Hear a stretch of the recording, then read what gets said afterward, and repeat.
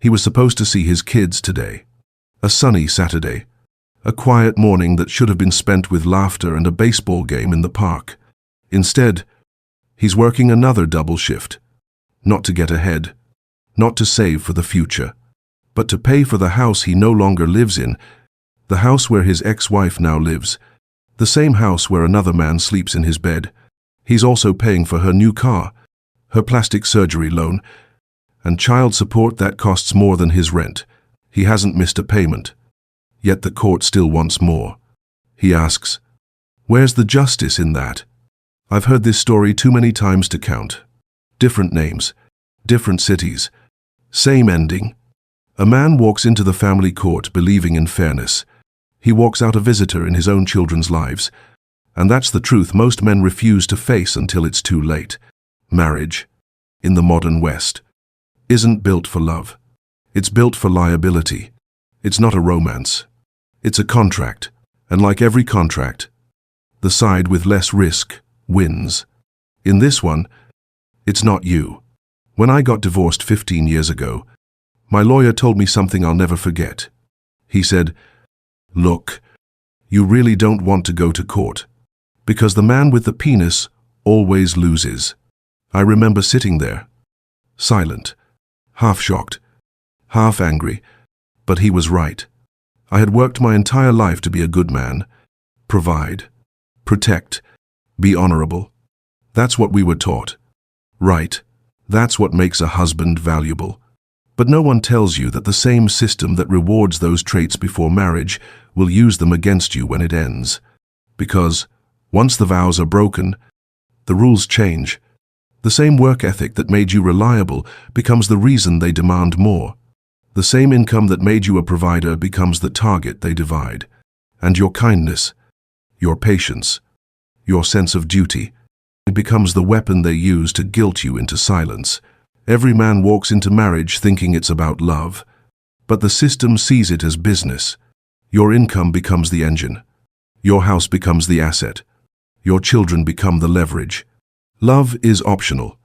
Obligation is not. I knew a man named Tom, a doctor in his late 40s, 2 kids, worked every holiday for years to give his family comfort. Then came the divorce. The court ordered him to pay 70% of his income in support and alimony. He sold his car, moved into a 1-bedroom apartment near the hospital. He still smiled when he talked about his kids, but the smile was thin.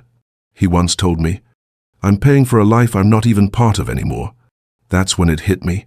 This isn't just bad luck. It's design. Because the system doesn't care who's right or wrong. It only cares who's paying. In the West, family law isn't about equality. It's about maintaining dependency. The logic is simple. Keep one side dependent, and the other side responsible. And because men usually earn more, they become the reliable source. The endless ATM. The sad part is, most men never see it coming. They believe what culture taught them. That marriage is noble. That commitment is masculine. That love conquers all. But what no one tells you is that the moment you sign that paper, you're not just committing to a person. You're committing to a system that assumes you'll be the one who pays when it fails. And it will fail. Because statistically, it does. Half of all marriages end in divorce. And among those that stay, most are quietly miserable. Less than 3% report being happy after 8 years. The rest endure. Because ending it costs too much. So they stay. They work longer. They drink more. They smile less. They lose pieces of themselves quietly until there's nothing left to give. That's not love. That's survival. You see, the system rewards failure for one side and punishes endurance for the other. A woman can decide she's unhappy, file papers, and within months, the man is financing her new beginning. His money, his time, his sanity, all redistributed under the name of fairness. I'm not saying every woman is the enemy, but every man needs to understand the rules of the game before he plays. Because this isn't the same world your father married in. It's not the same court system. It's not the same set of expectations. Back then, marriage was partnership. Now, it's paperwork. Back then, you built a family. Now, you build a liability. That's the trap. Men walk in thinking it's about love and loyalty. They walk out realizing it was about contracts and control. You can't win a game you don't understand. And right now, too many men are playing blind. When you step into family court, you expect justice. You think reason matters. You think evidence matters. But once you stand there, you realize it's not about truth. It's about structure. The system was designed decades ago. When one parent stayed home and the other earned the money, that model doesn't fit today. But the laws never changed. So, even if both work, one side still gets labeled the provider, and that's almost always the man. The court doesn't see you as a father.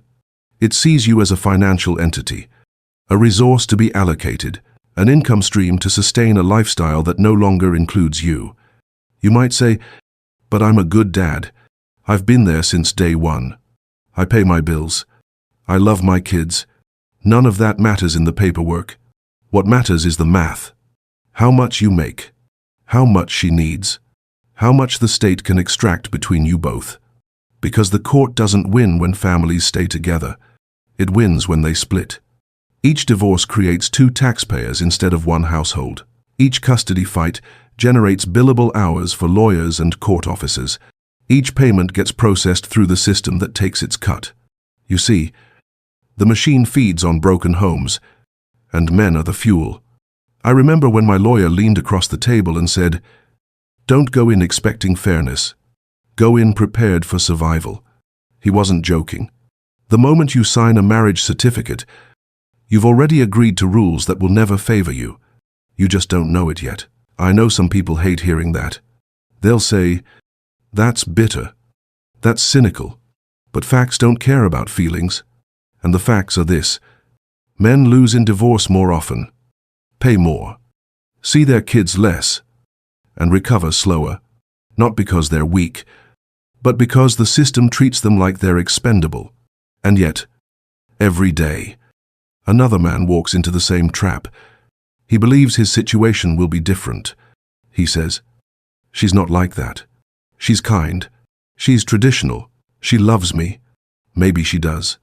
But love doesn't matter in court. The paperwork doesn't care how kind she was.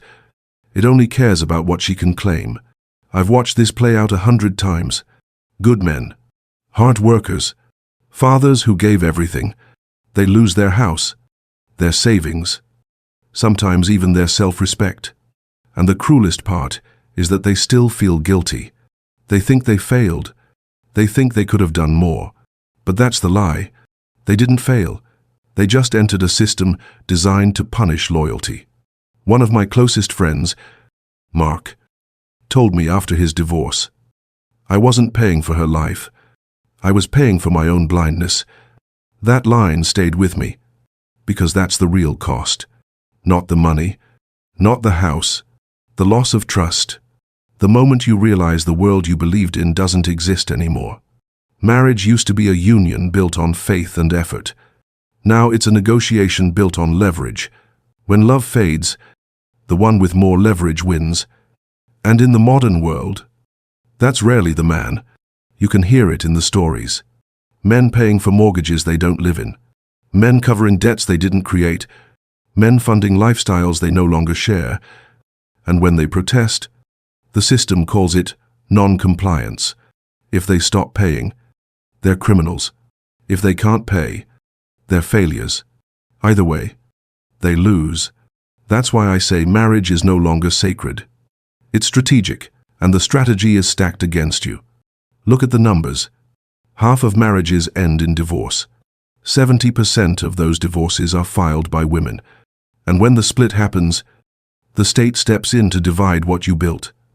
As if it had a hand in building it. It didn't help you work those hours. It didn't pay those bills. But it takes its share anyway. And here's the darker truth. Even men who stay married aren't necessarily winning.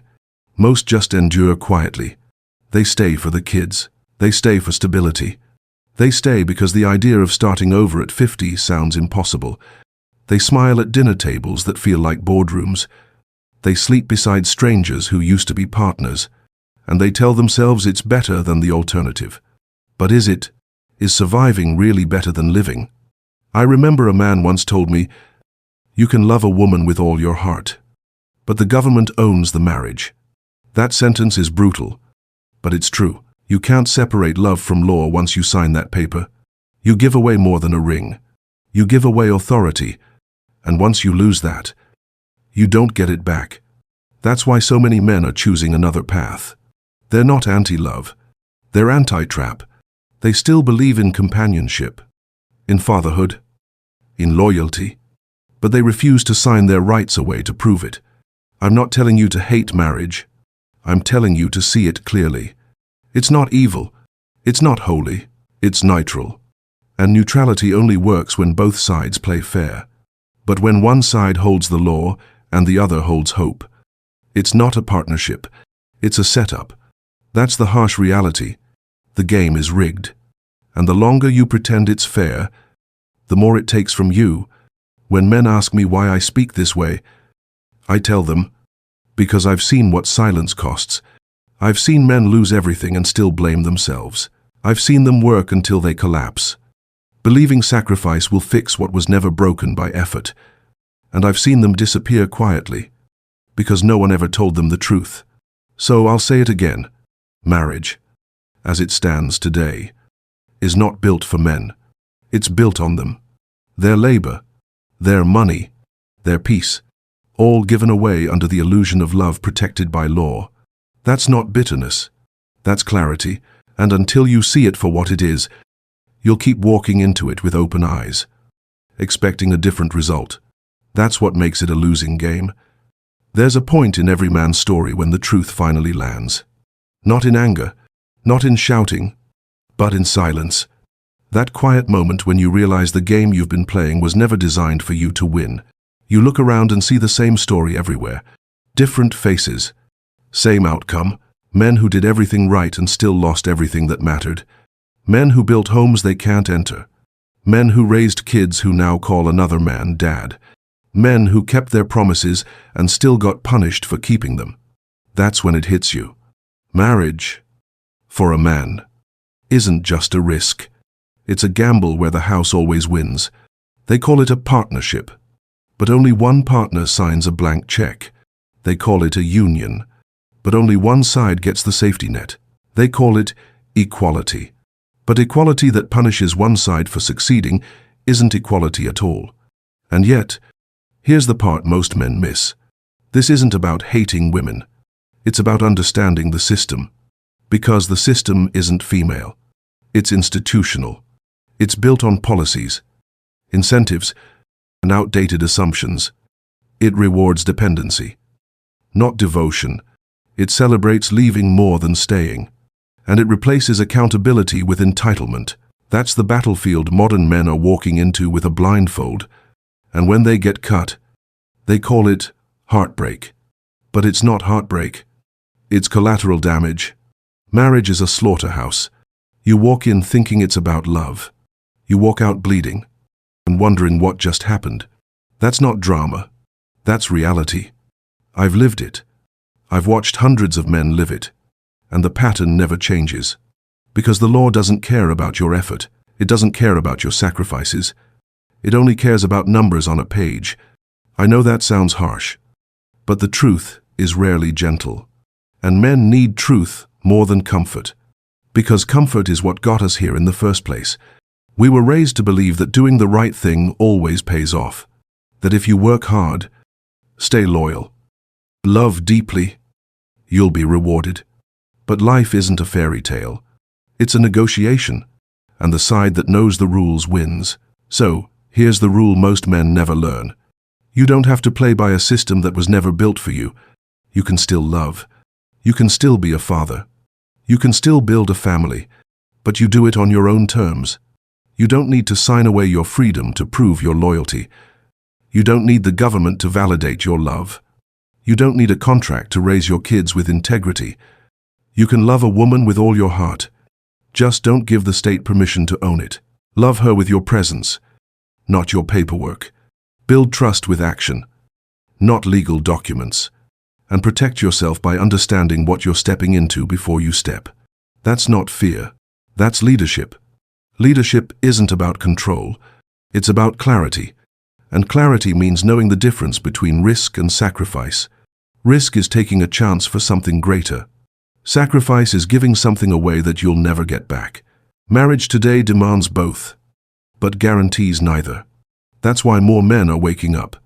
They're not bitter. They're aware. They're choosing peace over permission.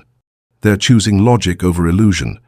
They're building lives that can't be taken away by a signature. Some people will call that selfish. Let them, because being self-aware isn't selfish. It's survival. The truth is, the strongest men aren't the ones who keep holding on. They're the ones who know when to let go. They're not afraid to walk away from a system that no longer serves them. They're not afraid to say no to a deal that costs their future. And they're not afraid to live differently, even if it means standing alone. I'm not telling you to avoid love. I'm telling you to respect it enough not to hand it over to lawyers. I'm not telling you to stop believing in commitment. I'm telling you to commit wisely. And I'm not telling you to run from women. I'm telling you to run from ignorance, because ignorance is the real enemy. Ignorance is what turns good men into bitter men.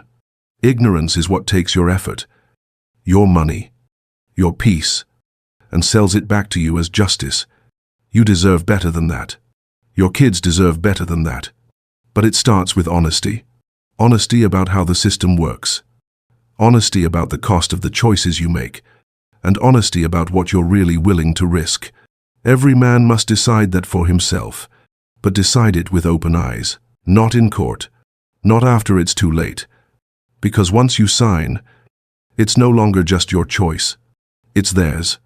And you can't win a game once they own the rules. So if you're a man listening right now, and you're standing at that crossroads, hear this. You don't have to hate marriage. You just have to stop worshipping it. You don't have to reject love. You just have to protect it from the system that profits when you lose. Love her if you want. Build with her if you can. But never forget who owns the contract.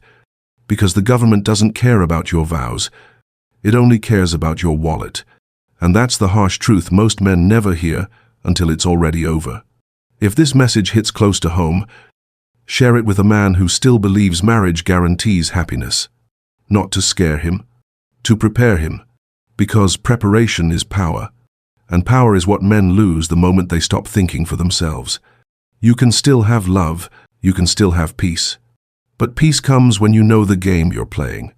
And wisdom comes when you finally stop pretending it's fair.